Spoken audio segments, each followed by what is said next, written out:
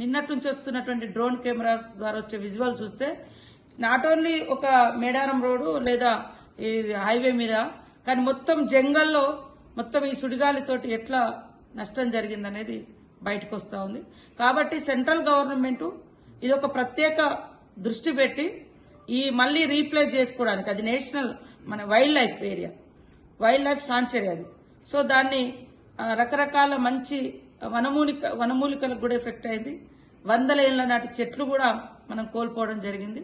ఆ ప్రాంతాన్ని మరి ఇక్కడటువంటి కిషన్ రెడ్డి గారు, అదే సెంట్రల్ మినిస్టర్ గారు బండి సంజయ్ గారు ప్రత్యేక చొరవ తీసుకొని ఆ ప్రాంతాన్ని రీప్లేస్ చేయాలి, మళ్ళీ వాటికి నిధులను శాంక్షన్ చేయాలి.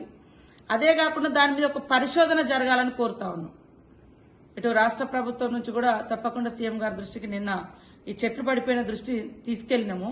కానీ ఇంత అయిందనేది క్లియర్ గా పిక్చర్స్ మాకు డ్రోన్ కెమెరాల ద్వారా తెలిసింది.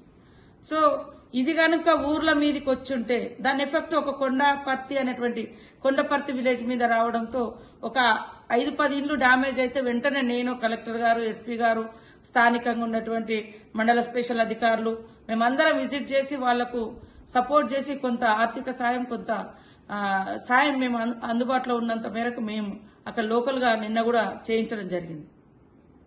ఇట్లాంటి నష్టం ఈ సుడిగాలి నిజంగా మేడారం మీద గనక వచ్చుంటే ఇవాళ ఆ ఊరు అసలు ఆనవాళ్లు కూడా ఉండేది కాదనేది ఇప్పుడు మాకు భయం ఇస్తుంది.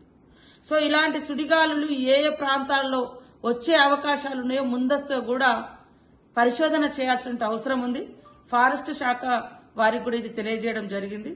ముఖ్యంగా సెంట్రల్ గవర్నమెంట్ ఇది ఫారెస్ట్ శాఖ మీ పరిధిలో ఉంది, అదేవిధంగా వైల్డ్ లైఫ్ సాంచురీగా కూడా ఉంది. ఏటునాగర్